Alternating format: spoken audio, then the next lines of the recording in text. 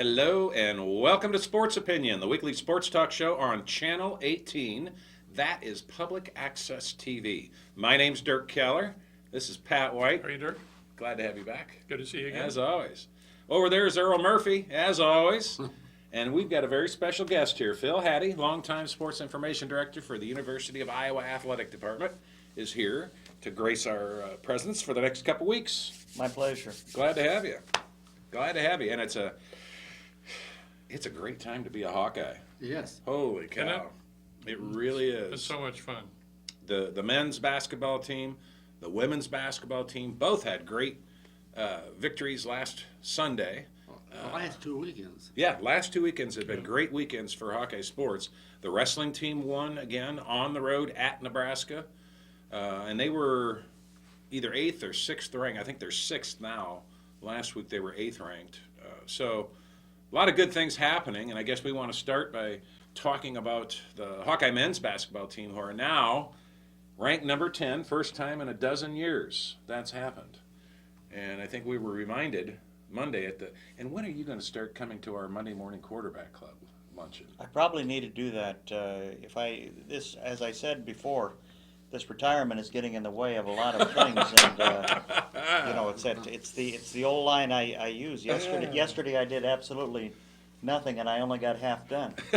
So, You maybe remember this, but our speaker Monday was the assistant video coordinator, which I didn't even know we had. Didn't either. For the men's basketball program, said the last time we were ranked in the top 10, we lost 4 out of our next 5. Right. who is the video coordinator now? Well, Al Seibert? Seibert is the video coordinator, and This kid's he's the that's right. He's the coordinator. Al Seibert is the coordinator, and this young man, he's probably in his 30s. I don't remember his name. He said he was I don't either, former high school coach here in Iowa, and that's about all I can remember. Well, he did a nice job. Yes. He spoke very well and reminded us that, yes, the last time the Hawkeyes were in the top 10 ranking, they lost 4 out of the next 5 games. And that season didn't end very well in 2002. But that's ancient history. This team has the look and the feel of a real special group of young men. As we've noted before, they go 11 deep on the bench, at least. Yeah. And it's been hard for opponents to keep up with them. They might stay with the Hawkeyes for a half or 3/4 of a game. And Coach Richard Pitino, the Minnesota coach, after the game gave high praise to the Hawks and said it's really hard to defend that. Well, he looks and sounds like his dad, doesn't he? He does. Mm-hmm. He does quite a bit. And as I've said before on this show, there's not going to be a staff that's going to outwork this staff. They have. I have been so impressed. I worked 40 years in the athletic department, and rarely have I seen a staff work at their craft as hard as this one. They really have worked hard, and like I've said, if they don't succeed, it's not from a lack of work. Now they've got some talent behind them, and it's starting to show and pay dividends. They believe in what he's saying, and they work hard. They don't stop on the floor, and I don't think there's any questioning Fran's passion. Yeah. It's also clear from media reports. People see him out and about and either tweet or send out an email that when they get a moment, they're still on the road recruiting. Oh, yeah. Trying to find additions for next year's team. They were out after Sunday's game. They left. At least 2 of the coaches left to go recruit some junior college kid. I think it's a point guard named Trayvon something or other. Wilkerson. And we heard a week ago at the quarterback club luncheon when video coordinator Al Seibert, I'm not sure which it is. Close enough. yeah, Coach Al told us in no uncertain terms that this team this coaching staff is still going to sign a point guard and, as he put it, a lanky power forward, a long power forward. They've still got 2 scholarships available, and so they're not going to rest. And they're out there and I think the same is true. You're closer, both of you guys are closer, the women's coaching staff. Oh, They're yeah. still out there, Yeah, they're on the road. hard at it. Jan Jensen was on the road last night, I know. Yeah, and I saw that on Facebook. And this morning, she's at my daughter's elementary school with a couple of the. Does your daughter go there? Yeah, she goes to Lincoln. And Saturday night is the Lincoln Elementary School night at the Iowa women's basketball game. And Go Red for Women Night. We're going to talk about that, but yeah. The men, holy cow. The Minnesota game. We only had one game in the last week. Yeah, was one of our bye weeks. Yeah. So-called bye weeks. So the arch rival Gophers were in town with their brand new coach, Richard Pitino Jr., who I thought his team looked very well coached. They just didn't have the horses. They did have the two Hollins brothers. They're not brothers. Boo? No relation. Really? Yeah. They're not related. They're both from Tennessee, but they're no relation. You're kidding. Not They're kidding. from different cities. Yeah. We were trying to figure out, my son and I, during the game, are they twins? No. No relation And all we could whatsoever. figure out is they're not twins. The only thing they have in common is the last name and their home state. Is that? Oh, you learn something new every week on Sports Opinion. And Dre Holland's father, I'm trying to remember his first name, played in the NBA. Lionel? Lionel Hollins. Yeah. For the 76ers at Yeah. least. He was a good player. Oh, yeah. And his Well, son is his a very son- good player. Son can light it up. Well, he lit it up in the first half. Yeah. I think he scored 18 points, correct, in the first half? I think that's right. In the second half, he scored 2. This game was a tale of two halves. And I thought what was most interesting, you guys please jump in at any time, but late in the first half, Minnesota took a 10-point lead. There were just some mental errors, and Minnesota just bang, bang, bang, took that big lead with about a minute and a half to go, and the crowd was just stunned. It was quiet in there, and it was a good crowd. And then before you know it, here comes Josh Oglesby off the bench and nails a couple of three-pointers. Somebody else hit a traditional two-point basket and brought the Hawks back within. He did. Two. Was it him? Yeah. So he scored 8 points in that last minute and a half, I think it was, and brought the Hawks back to within 2 points. Then hit another three just ahead of the buzzer. Yeah. That's right. I forgot about that. I'm really, truly, the way momentum was, I'm not sure we win that game. If we don't have that run at the end of the first half to get momentum, to get our, Good our point. mindset right, and we came out, I thought, just flying and everything positive to start the second half. But I think that's a different ball game if we go in, for example, 8 or 10 or 12 points down. Real good point, Phil. The crowd, again, was stunned, and I thought the team looked stunned in how quickly Minnesota took that double-digit lead. And before you knew it, Josh Oglesby, and I'll say this about Josh that night, or that day, he looked more confident than I've seen him ever in a Hawkeye uniform. So far this year, I felt, other than the first game he played, and let's keep in mind, he missed almost the entire non-conference season with a foot injury. Broken bone in his foot, I believe.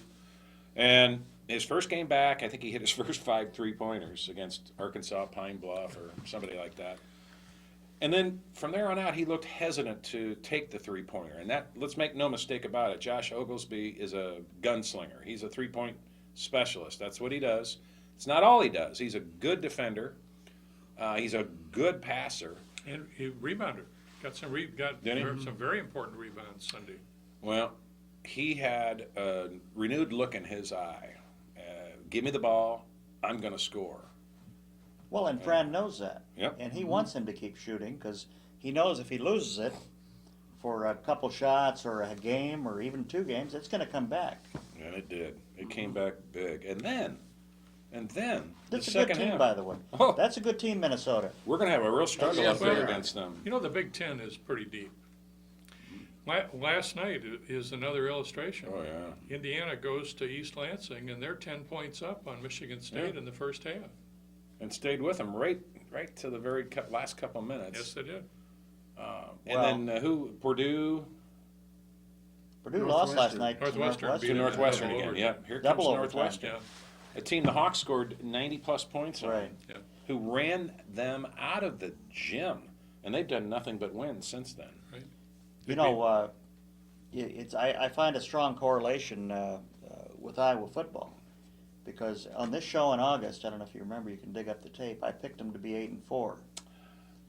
But I do remember that. I didn't pick the games that No. necessarily that we won and lost, but I picked them 8-4, and it was like I said to a friend of mine in November, isn't it about time you start realizing this is a pretty good football team And a good program. and a good but right now, isn't it about time people realize this Iowa basketball program is pretty darn good at this time? Yeah, they So really are. don't be going in thinking the worst, because And the this wrestling team's team is pretty not good. bad. Oh, yeah. They're always Wrestling gonna be team's there. done well. You know,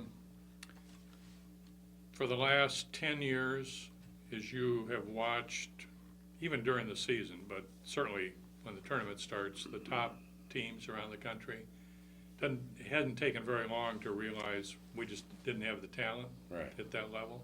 That's not true anymore. We got it. I don't see anybody that we can't compete with. That doesn't mean we're going to go to the Final Four or end up in the top 10, but it means we can compete with anybody we're scheduled to play. And we got numbers. We can, Exactly. if they do have maybe a skosh more talent, we can throw numbers at them that, when their talent tires out, we're still bringing in fresh bodies, and that's Yeah. everybody wondered back in August and September, what are we going to do with all of these players that think they're deserving of being a starter? Mm-hmm. Well, I think we're seeing now that Yeah. it's, And Mark Wilson was saying that our fans are nationwide. He said we're one of the few teams like Notre Dame that has. Mm-hmm. He said Iowa has got lots and lots of fans wherever they go.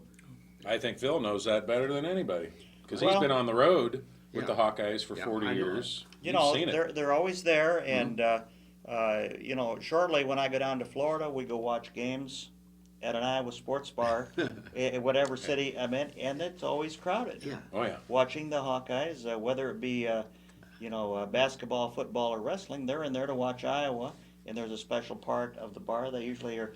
Everybody congregates in, and they're everywhere. And it's a great feeling when you're away from Yes. home and you see somebody with that tiger hawk, that black and gold. Yes. It just makes you feel good and you bond instantly. I remember, speaking of that, I remember summer of 1985 being in Washington, D.C. and seeing a guy in the crowd with his family at where's the Constitution kept? Constitution Hall. That's Philadelphia, though, isn't it? Is it? I don't know. The Declaration of Independence. No, Joe's going to tell us. He knows. I don't know. Anyway, I see this guy and his family in their black and gold. I want to say it's the Library of Congress. It might have been Library of Congress. And there's Phil Haddy with his family. Did I know you? Yeah, 85. I It could was- have been. I know it was. That's when we had a family reunion. Would have out been in there. July, Yeah, that's when it was. because we were there for July 4th. Yeah, that's when it We, was. we were in Ireland, I think it's been 5 years, and we're there for 10 days, and on the average of every other day, somebody's yelling at me. I'm wearing my Iowa cap, of course. Somebody's yelling at me from across the street. How about them Hawks? Yeah, go Hawks. Isn't that something? Yeah. Ireland. Yeah, It's amazing. Wonderful. Yeah. Ireland. It's wonderful. Yes, It's a is. great It feeling. I'll be absolutely is. walking on the beach in Florida, and I'll be wearing the hat with the "Go Hawks, Go Hawks!" Everybody, yeah. It is a great feeling. And it was a great feeling watching that Minnesota game Sunday afternoon. The second half, Devin Marble came out like a man possessed. I believe he scored the first 8 points of the second half. And he scored in a variety of ways, three-pointer, two-pointer, driving, foul shots, you name it. He did it. He was going to carry this team. And that's a really good sign when your senior leader, who scored 1 point in the first half, and Aaron White had 0 Scoreless. points. Combined in the second half, they scored 35 points and just took over that game. And he raised his average of free throws. Aaron, He's a heck of a free throw Well, shooter. and too. I remember turning to Gary Barta as the second half started. I says, "What's unusual about that scoreboard?" And he said, "What?" And I should have, been more specific. But the fact that Aaron White had 0 Mhm. and Marble had 1, and I said, We're there. you got to think they're gonna, Yeah. come back. That's what I told my son at halftime. I said, for us to win this game, these guys got to get in the scoring column. Yeah. And by golly, they did that in a big I wouldn't way. be that surprised the coach told him that too. Oh, Well, and the two of them are really premier players. Yes. They both have they have NBA level talent. yeah. Well, and you know what? They're good kids too. And Yes. maybe they're old enough where they're not kids, but they're good. I mean, I've been around enough athletes over the last 40 years, but these are, and I guess I'm proud to say the Iowa administration and coaching staff forever. There have been very few what I'd call thugs that have been brought in Yep. to attend the University of Iowa. But these two kids are good kids. How about Pierce? What about him? Yes, was he a thug? No. Okay, well, kind I of, will tell you that. I mean, a lot of people know he wasn't. He was did raised in a good Did he make some family? bad decisions? yes. From me working with him, he was always totally professional. Obviously, he did some things I totally don't agree with and never will agree with, and will forever just shake my head because it just doesn't seem like him. But he paid the price. And is he a thug? In my opinion, no. No, But he's a person who made some bad this- decisions. Yeah. Yeah. But he was brought up in a good family. Mom and dad were both there. I believe both his parents were educators. And they didn't raise their kid to do what he did. And you can't always blame the parents for the actions of the children. He made some bad mistakes, and he repeated. Well, Some Darrell bad Johnson, mistakes. Koulianos. Yeah. Is he a thug? Absolutely not. He's a good kid. His dad was, I believe, a dentist, Is that right? and I believe his mother was a professional, maybe a teacher. He made some bad mistakes. I mean, my kids could have just as easily. They didn't. Could have made the bad mistakes by just being in with the wrong crowd or something. But these are Maybe I good thought kids. wasn't the right word, but But that's what we see, Earl, yeah, in a that's lot of not- teams. I look at some of the players on the LSU football team that Iowa played in the bowl game, and all the throat slashing and the taunting of the sidelines, and you just don't see that, and you don't want to no. from the Iowa football players. And why those guys didn't get flagged, because there were other bowl games that day, Yeah. even, where there was some sideline taunting, boom, flag. So, in fact, A lot of that starts and stops though with the coaching staff. Yep, yep, it does. Interesting. I told you last week that I've learned how to tweet, and I've been on Twitter now for You're about going to a have to month. probably teach me sometime. I saw about it. I saw a tweet this morning from our new punter. It was kind of a surprise. The kid who's coming here from junior college. I assume he must be here enrolled for the second semester, and that this is probably his last tweet because he tweeted, "Oh, the rules are no tweeting." Done. Kirk has a pretty firm rule that you don't do that, I like which that. minimizes the risk. Well, And speaking of good So I could- characters, he said he could follow people on Twitter, but Yeah. he couldn't send any no tweets. comments. Yeah. I was reading the St. Louis Post-Dispatch this morning, and they had an article on Christian Kirksey, who is in the Senior Bowl this week. He's That's out of right. school. I believe it's in California where he's practicing for the Senior Bowl. Christian No, was they're, a star. they're down in Alabama. Is it Alabama? Oh, Mo- that's Mo- right. They're in Mobile. Birmingham or Mobile. Yeah, that's right. This Play is a at guy. Memorial Stadium. Yeah, That's where they play it. my Where- brother where- played a game there, a bowl Where, game Pat? at Memorial Oh. Stadium, and I'm not sure if it's Birmingham or Mobile. I think it's I- Mobile. they used to have what bowl game was it? Hall of East, West, or Senior Bowl? no postseason bowl game. Seniors in I Alabama. think it's My Mobile. brother and his Missouri team played there. I want to say Hall of Fame Bowl, which doesn't exist anymore. But anyway, Christian Kirksey, one of the starting linebackers for the Iowa Hawkeye football team, was being interviewed, and he's a St. Louis native, and he's got NFL prospects. But what the article focused on was that most of these kids who have used up their football eligibility and are in their final semester of school, especially those who have NFL aspirations, they don't go to class. They drop out. They're done. He's not doing that. He's going to stay in school this semester. He wants a degree in, I forget if it's sports medicine or. More power to him. That's very hard to do. It is. Yes. You're trying to make the NFL in the spring. Yeah. The line I saw somebody write about him was he made himself some money this week Oh, yeah? at the Senior Bowl Good. practice, by the way he's Good. performed. I'm glad to hear it. So, yeah, it's, And there's one other guy, Fedorowicz is done. Fedorowicz. are they the only two? I think Yeah. so. Not At the Morris? Senior Bowl. No Morris, huh?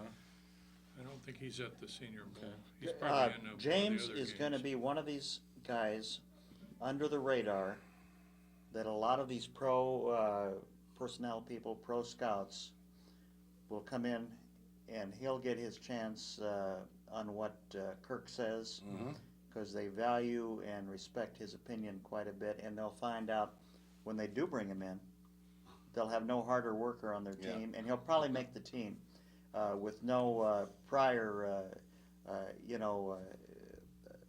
what's the word I'm trying to say, laurels that you get from these All-Americans that go in. But he'll be a guy that'll make a team ahead of a lot of people that are labeled can't miss. Yeah. And we know he's smart.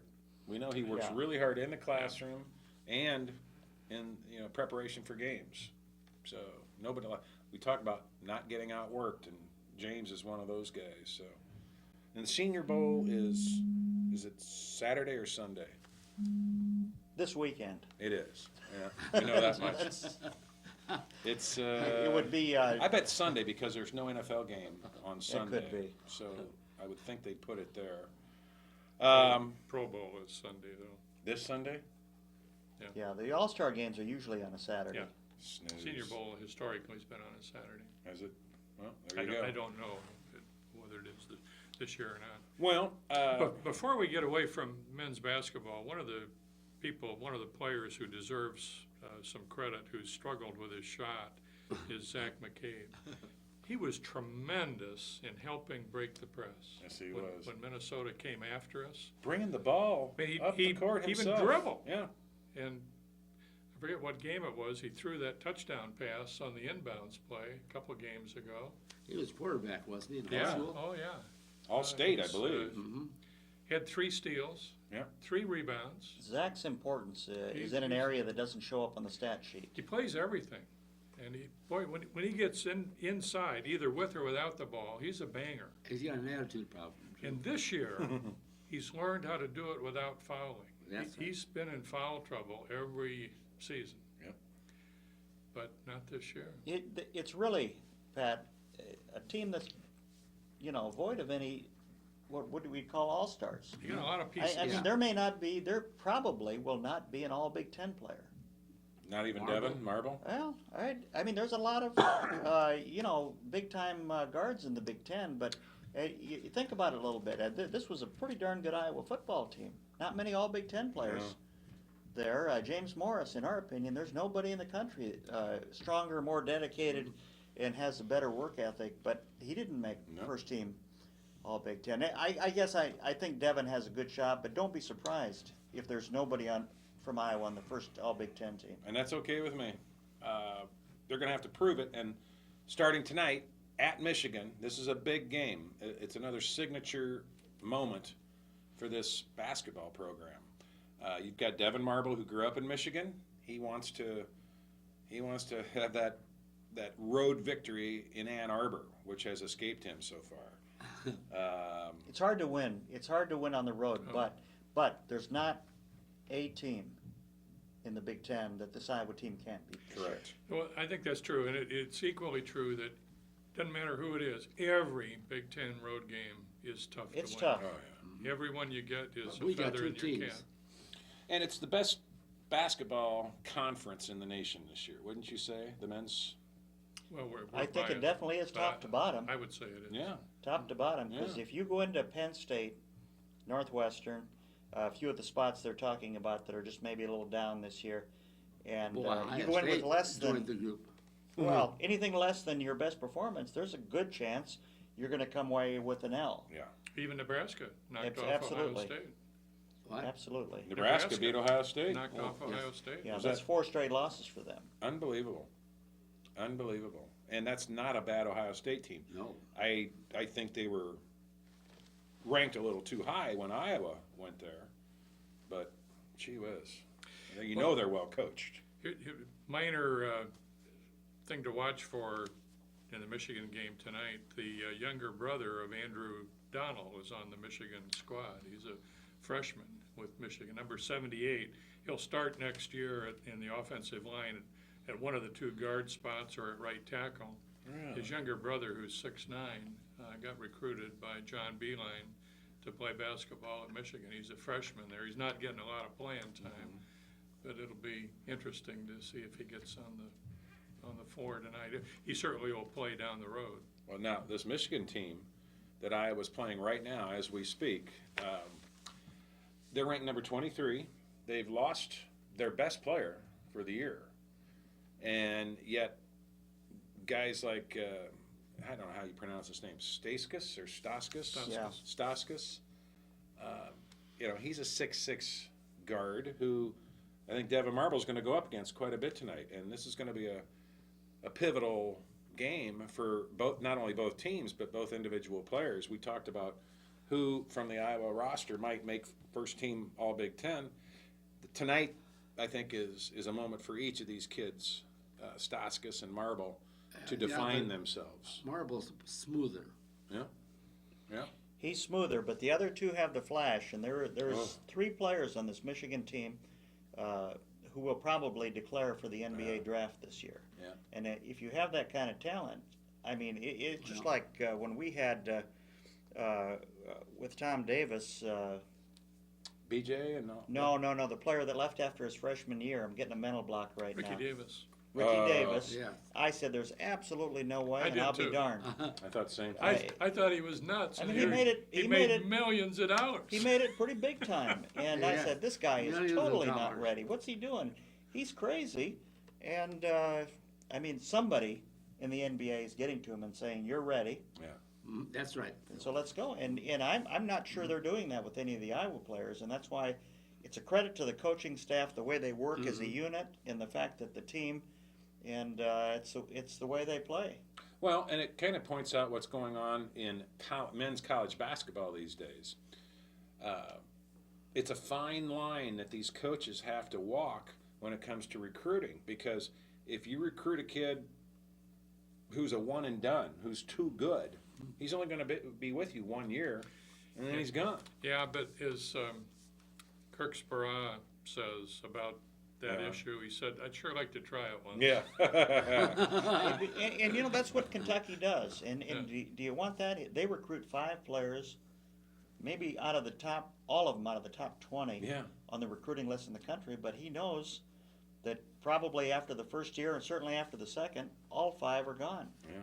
Same with Kansas, to a different degree, North Carolina. And in basketball, we can probably count on one hand, certainly 2, the number of players that have left the Iowa program to go to the NBA draft early.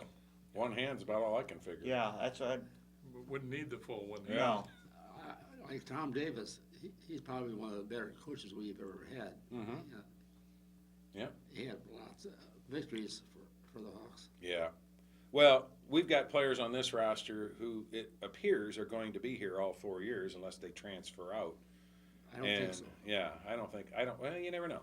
You never know. But this game tonight is big. Who are the other 2 players on Michigan besides Staskis?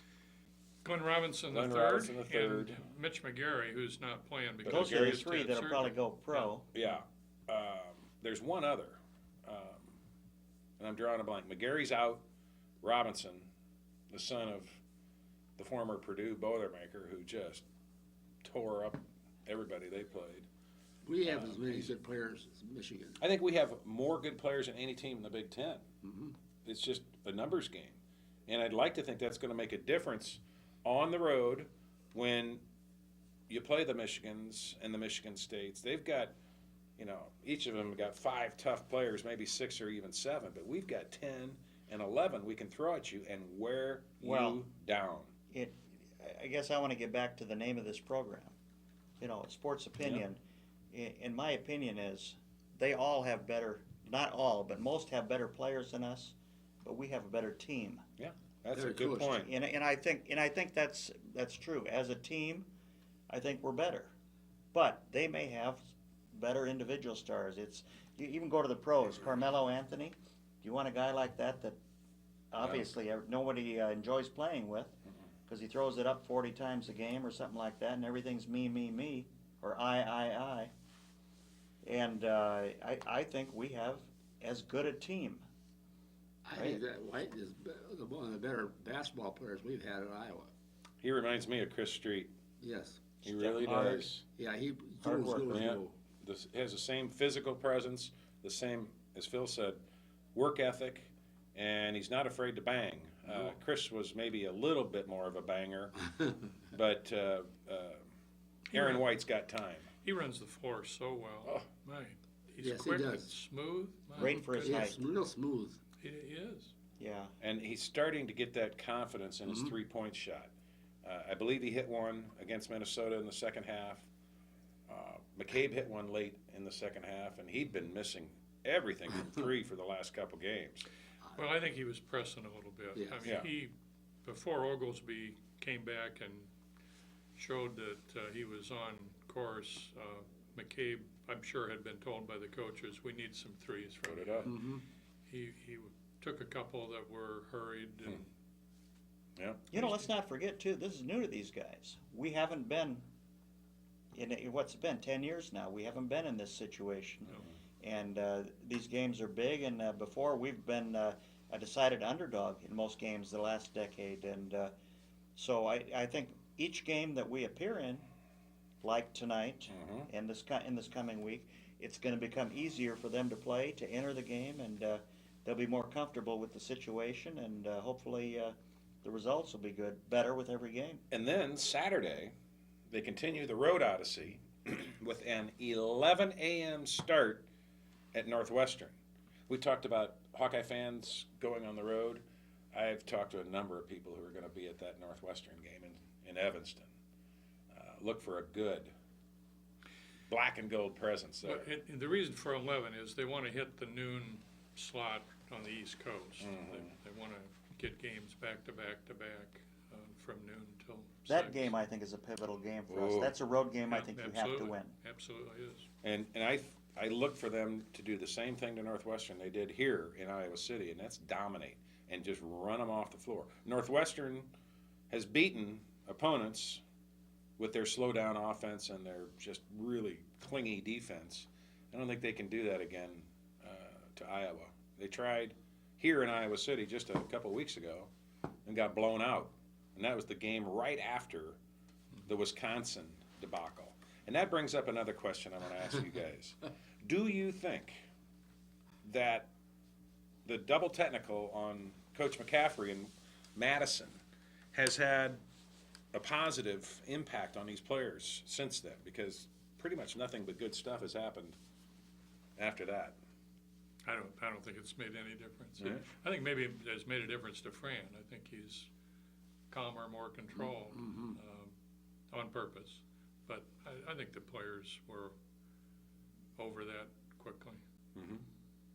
I think you'll find a pretty strong majority of Big Ten coaches that feel when you go in to the arena at Wisconsin, there's so much whining on the other side that they get And it's they not- get a lot of calls Yeah. their way, and I think you get to a certain point where Fran did probably what he felt he had to do, the bump of the official, accidental, Yeah. but I think maybe in the end, I mean, who knows, it may serve to a little bit greater good by pointing out how bad we were, in our opinion, getting some bad calls.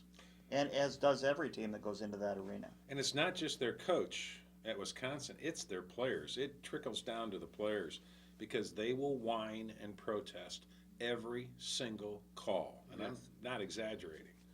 It gets old. You get tired of seeing that and watching it on TV. Doesn't Wisconsin come to town? Oh, yeah, February 22nd. I've got that date circled. Can't wait. I think the Hawks do too. Ben Brust's last appearance. Oh, shoot. Too bad. It'll be a good game. But like Phil said, this is a really important game Saturday morning in Evanston. Because the Wildcats want to pay back the Hawkeyes for the beating they took here just a couple of weeks ago. And they've done quite well and upset some good teams, including Wisconsin. Gave Wisconsin their first loss of the season. They beat Illinois, who I think was still ranked at the time. And then they beat Purdue last night in double overtime. They've done very well since getting their head handed to them here in Iowa City. So they, in their minds, they've got something to prove. So look for some fireworks. Both games tonight and Saturday will be on the Big Ten Network. Now let's talk about the Iowa women. They've got a big game coming up. They've had is this a bye week for the Iowa women? Yeah. They, as we discussed earlier, went on the road to Columbus and won handily. Well, they were ahead handily. Let the lead slip away, or close to it, and then hung on and beat Ohio State. I think that's Lisa Bluter's first win in Columbus. It is. Which is pretty amazing. More importantly, or more interestingly, it was the first game for West High alum Allie Disterhoff to start. She's a freshman on the team. And not only did she start, but she started the game by banging off a bunch of threes. The Hawks had a 17-point lead in that first half at Ohio State, a team that has just tormented Iowa over the years. And then, when the game got close in the second half, Allie Disterhoff nailed free throw after free throw, pressure free throws down the stretch. She ended up making 12 out of 12 free throws, a freshman in the Big Ten on the road. I don't think you can overstate the importance of her starting that game. Yeah, made the difference. Yeah, it made a difference to Allie, I think. Now, to be fair, Ohio State's probably down a little. Yeah. New coaching staff, Yeah. turnover, it's a little harder. But, boy, it was nice. It felt good. Felt good getting home from the men's game, turning on the TV, and getting to watch the Iowa game. And by the way,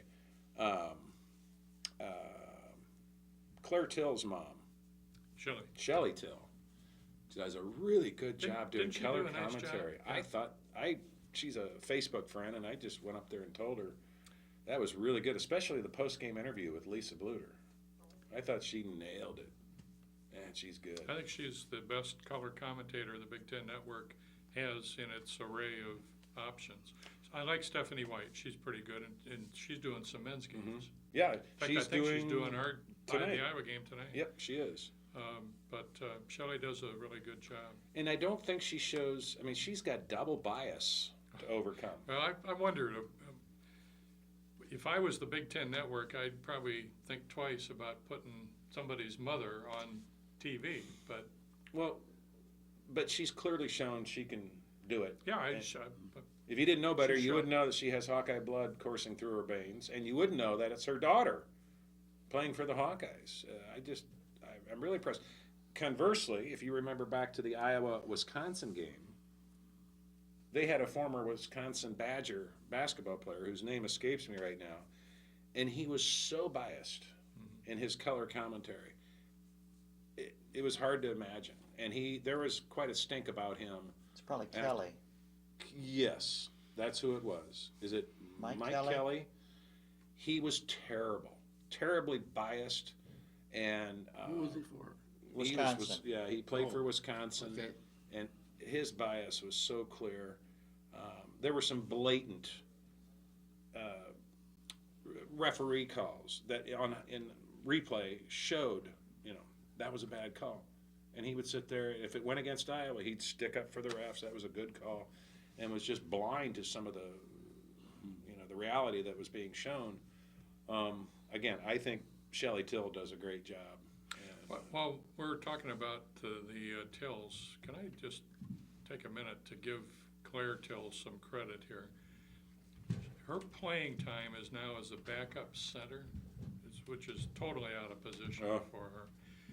At the start of the year, she was competing with Allie and Callie Peschel to start at the power forward spot, which is probably a little out of position Right. for her. And she's having a terrible time with her shot, and even worse time with free throws. Yeah. But she's doing a terrific job playing out of position in rebounding. if you did a rebound per minute analysis, she's our strongest rebounder. Really? Doing a really good job playing out of position, guarding people, defending and rebounding. Against Minnesota at home, she came off the free throw line, got a rebound, and got a very important putback basket. But changing positions the way she did after Nicole Smith got hurt, Yeah. I think she deserves a lot of credit, even with her shooting struggles. She'll get through it. She's a gamer. Yeah, she will. We know she's a really good player. Dubuque Waller, right? Yes, Yeah. Yeah. And she's got a little brother who plays basketball up there. yeah, I don't know how much he plays or what year in school he is. I couldn't tell you. Well, and I think, mentioning the head coach, Lisa Bluter, I've said this a number of times, the one thing I think she brings to Iowa women's basketball, with the exception of maybe that Michigan State game, is consistency. Yeah. She has delivered, in my opinion, consistently, professional and good product, good coaching. She's never up here and she's never down here. And I think she's, in many respects, what you want, a consistent Absolutely. coach, and does an absolutely good job for you. Yeah. And I have to give her credit for her post-game comments after the Michigan State debacle a week ago Well, tonight. she lit into the team, didn't she? Well, they needed it. They just played terribly, no matter what Lisa threw Yeah, at we didn't show up. No, it was just one of those nights, and it was dollar night, so it would only cost $1 to go to the game. And afterwards, she said, I'm embarrassed. The fans didn't even get $1 worth of quality. And I Well, thought, boy, is that good. And it was similar to, unfortunately, and you hardly ever see this, the way we performed in wrestling against Penn State Oh, about a month ago. good point. You were talking about brothers Mhm. a couple times. Did you happen to notice that Ohio State's got a player who's Aaron Kraft's sister, Right. Yeah. My son pointed that out. He knew right away. Kate Kraft? And she's a pretty decent player. Yes, not bad at Yeah. all. Let's hope she doesn't turn out to be as good as Aaron. Or as whiny, or get 15 fouls a game. He is whiny, but he's good. He is very good, but he gets away with murder. Yeah. Although these last 4 games they've lost in a row, Ohio State men, he hasn't played very well. He's, I think. Well, maybe the officials have finally Yeah. started to treat him like everybody else. Yeah. And Boy, I that's mean, he's wonderful. been grabbing Yeah, and holding for that'd be nice. 3.5 years. And Yeah, You're not supposed to be able to do that anymore. yeah. Well, we'll see how he responds to that. Back to the women for a minute. Again, big home game Saturday night against Indiana. I mentioned earlier it's a Lincoln Elementary School night. I love that when all the kids show up. My daughter does too. Indiana is the team that beat Iowa, first game of the Big Ten Conference, 2-point loss. And I liked Lisa's comments this week. All I have to do is write the word Indiana on the chalkboard, and I get their attention. This is a much improved Indiana team. They've been kind of the dregs of the Big Ten for years. They've got a new coach, correct? Second year, Second year? Yeah. And Kurt Miller. wow, they've done well. He's coming, and there's talent in Indiana, so Yeah. he'll get him there. 6:00 start at Carver Hawkeye Arena. Okay, now guys, help me out here. It's Go Red for Women Night at Carver Hawkeye Why? against Indiana. Well, Go Red is a nationwide, if not international, promotion for women's heart issues. You need to have that another game. Another game. It's Yeah. a great promotion. But here's the thing. Heart Month isn't until February. Right. But have you looked at the schedule? We don't have weekend games left. But why do we have to do it on a weekend? Well, because you get a lot bigger attendance. Midwest One Bank has bought 2,500 tickets Right. that they're giving away. And That's a lot of tickets. It always puts 6,000 to 7,000 people in the arena. You can't do that on a weeknight. It just doesn't work. It's hard. So you It's got hard. to make that promotion effective, you need to do it on a weekend. You don't need to do it against Indiana. I'm sorry. After the Wisconsin I debacle, understand the issue, but- and then to promote it as Go Red for Women. Well, that's why the bank buys the tickets. They want to support heart health and Go Red for Women. And God bless Charlie Funk for doing it. We know he's a big supporter of women's athletics. I just don't know why. Yeah, you make a very valid point, Pat. What do we have? 2 more weekend games left in February? Well, in the season. I'm not sure we have any more weekend home Really? games. There's one on a Saturday afternoon, now that I think about it. I don't think we have any Sunday games left. And that was I know we don't. problematic when the season started. Yeah. They had us playing on Monday, and the schedule's just been really weird this year. Agreed. Well, big game for the women. Get out and support them, please. Go to Midwest One Bank, pick up your free ticket. They've still got plenty. I was just there today, and they've got them. So grab yourself some tickets. I think Jan brought some to Lincoln today, if I read her Facebook post right. She may have. Some of the ladies were there. Some of the team members were there also, and I know that just tickles my daughter when they come in there. It's a big deal to her. And Tricky was there too, wasn't he? I'm sure. Yeah, Yeah, but she can pick I these saw a girls picture. out by name. Herky was there, and 3 of the players were there with her. Yeah, well, that's a big deal. Before we run out of time, we have to talk about Hawkeye wrestling. They went to Nebraska, then number 8 Nebraska. Hawkeyes were ranked then number 3, and they won 7 out of 10 matches, which is great. As Tom Brands put it, they lost the 3 marquee matchups. Derek St. John, West High product, lost his first match in a long time, and he I didn't wonder look if he good. was sick. He didn't look good, that's Just- for sure. He right from the Well, start. the guy beat him last year, Yeah, I know. but- and the Was other he the match. last one to beat him? Yeah, I think in the and the other match he had with him was close, but it's a great wake up call Yeah. for him, and I be honest, I don't think it'll happen again, but He just didn't look as strong as he normally does, or as he's not one of the more aggressive wrestlers we have. it But wasn't a Penn State performance, Pat. But I wasn't overly impressed. I thought we would dominate a little bit more I at did too. Nebraska. I did too. Maybe that's a testament to Nebraska. They have since, even after losing to Iowa at home, they've moved up to number 6 in the ranking, in part because Michigan upset Minnesota last weekend. Yeah. Minnesota's first loss of the season. And that's our 2 last meets Right, at home. right. that's who's coming here. So 1 o'clock Saturday afternoon, the Hawkeye Wrestlers entertain now number 4 Minnesota.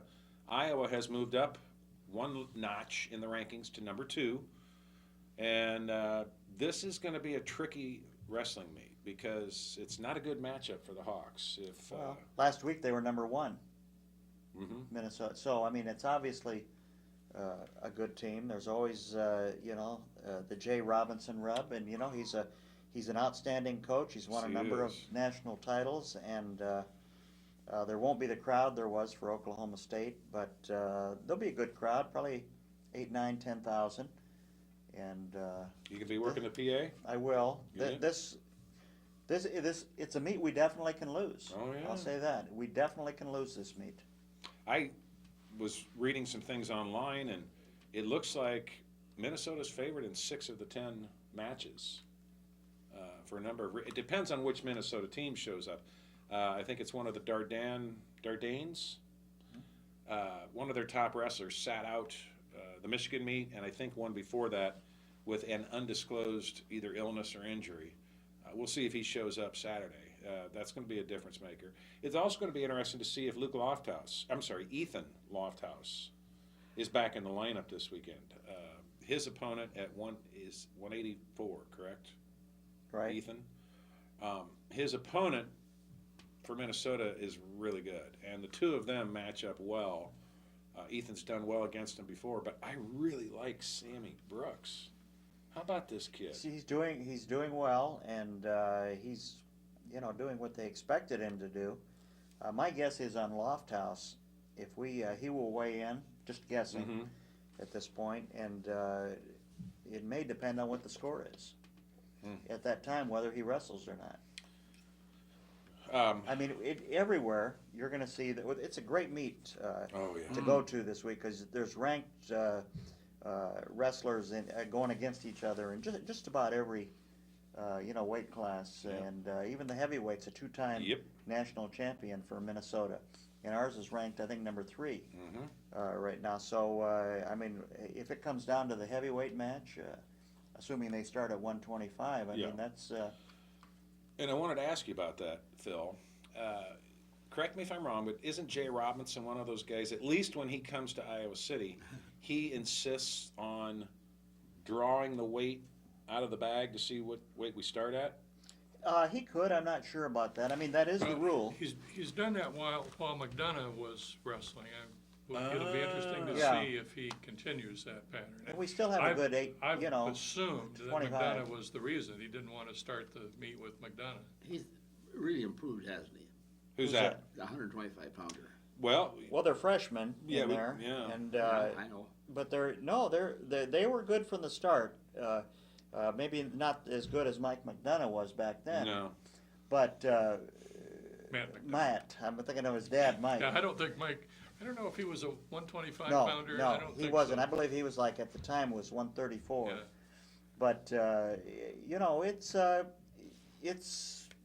it's in the the Joe? visiting coach. He can anytime he wants, he can say I want to draw, or nah, let's just start Yeah. at 125. Yeah. Well, And I know Tom Brands. He quite frankly he doesn't care. Do you know what the issue is at 125 between Clark and Gilman? Is Clark kept struggling with weight? yeah. I think he is. I think and it is for a kid 18, 19 years old to stay down at 125. It's hard, and I think he's having a hard time with it. And who knows? One of them will Next have to year move when up when Ramos Ramos is gone. is gone. So I'm guessing it'll be Clark, because when I've heard, he's the one struggling with weight. And Gilman's filled in quite Oh, nicely. he's done a nice job. done Very well. nicely. And those two were big-time powerhouse high school wrestlers at the lower weights. So we'll see. But Gilman's going to be the guy, I'm sure, going Saturday afternoon for the Hawkeyes.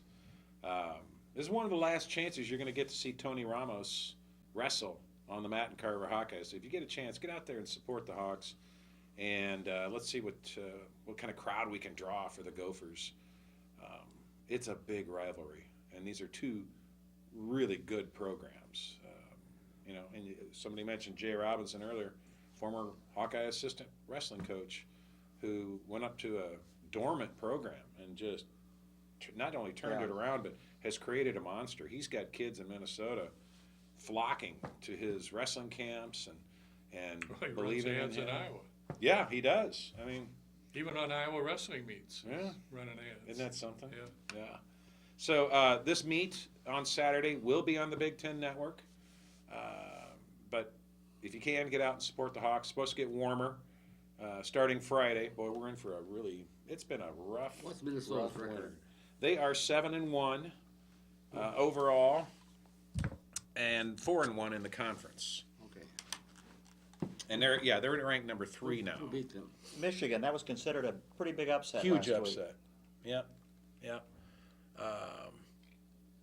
So then I want to mention, we're not going to really have time. Todd Lickliter was interviewed by the Indianapolis Star about a week and a half, 2 weeks ago. And in the interview, he regretted ever coming to Iowa. Felt it was a mistake. He came here for the wrong reasons, money, Say about it. He's right. There you go, Pat. And that is sports almost opinion. all Iowa fans agree with that. Yeah.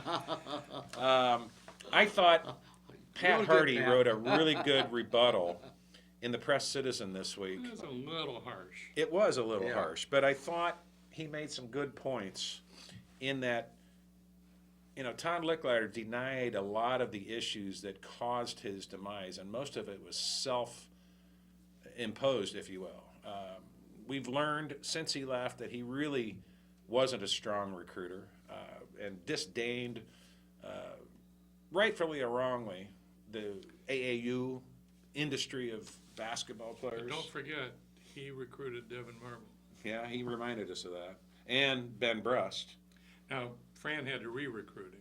Right. But he had committed here. Right. Well, the only thing I guess I would take issue with on this is, first of all, I guess I'm proud to say just about every coach that's been here, whether he's been had good results or bad, I've been pretty good friends with him, and and I don't think we've ever had a bad coach. Now, go ahead, Pat. Well, I was going to say, one thing about Todd is everybody liked him. And he wasn't a bad coach. He didn't come here and forget about everything. He was the wrong person at the wrong school at the wrong time. Bingo. And that's the way it is. Frank Lauterbur was not a bad coach. He came to the wrong place at the wrong time. He was considered one of the top football coaches in the nation when we hired him. In fact, Don Canham at Michigan told me if Bo Schembechler had turned down the offer of the Michigan job, he was going after Frank Lauterbur. Wow. Okay, so my point, and he took a couple of pretty good jabs at Steve Alford. Steve Alford a lot of people didn't like Steve Alford. He won 2 Big Ten tournament championships. I liked it. He was in the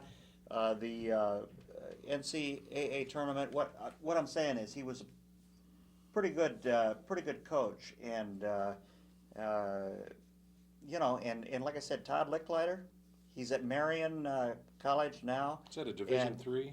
NAIA. NAIA. And he's doing a good job there. He's in his home of Indianapolis, and I guess my feeling is, he left Iowa. He took the money, which he should do. He had a contract. Absolutely. I mean, that's fine. But you know what? It was a bad experience for him. Why throw gasoline on the fire? Yeah, I just didn't like some of his answers. In a bad deal. He's gone. Our program is in good shape right now. So why you can say bring it up. Don't you assume he didn't really intend to throw gasoline on anything? The Indianapolis Star saw this season big